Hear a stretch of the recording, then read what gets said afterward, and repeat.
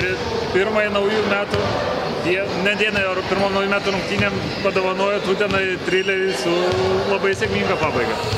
Nu jo, iš tikrųjų labai norėjęs naujose metuose išlošti pirmą pergalę, aš manau. Ir vyrai lygiai to pačiai siekia ir kovoja ir džiaugiuosi, kad taip įvyko. Kiek psichologiškai svarbu metus pradėti pergalę, nauji metai, naujas LKL ratas, pirma pergalė? Nu, aš manau ne tiek psichologiškai, kiek vis dėlto tai yra antros varžybos su Panevėžiu ir kiekvienas taškas šitam antram rate yra labai reikalingas, auksinis praktiškai kovojant dėl patikimų į atkrantamiausias varžybas. Treneri, pirmoji rungtynių pusė pelnė 51 tašką. Antroje pusėje puolimas taip sustojo, kad per 15 minučių surinko tik 15. Kodėl taip sviravo? Paskui per paskutinės 5 minutės vėlgi viskas lyg ir įvyko neblogai. Nu, aš manau, gal čia psichologija tokių pramestų metimų, kur iš pakrepšio, kur atrodo jau reikia tik tai užbaigti metimą taškais, nu, nepataikėm, nepasisekė, aš manau, tai gal davė savo. Prieš rungtynės turbūt didžiausiai nerimą kėlė ketvirtoji pozicija, tai yra sunkus krašto puolėjas, ypač kai Žydrūnas negalėjo šiandien žaisti. Tačiau, žvelgiant į statistiką, Gintautas Matulis 13 taškų, Vaidotas Volkus 20. Panašu, kad būtent ta ketvirtoji pozicija šiandien buvo tokia kertinė.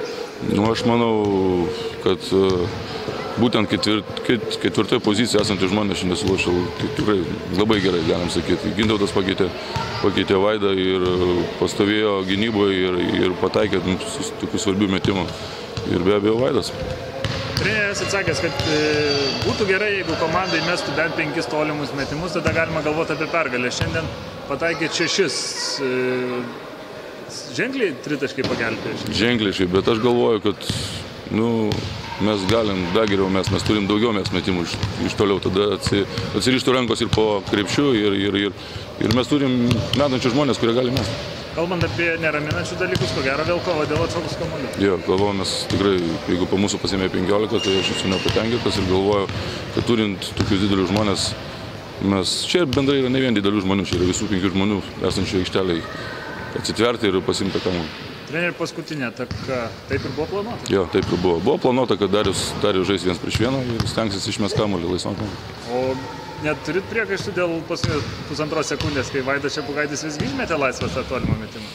Nu, aš buvau pasakęs, kad mes nebaudosim ir geriau duosim prasiveršti, mes iš pakrepšio. Vaidas išmetė, aišku, čia gal klaida buvo man pasikeitimo.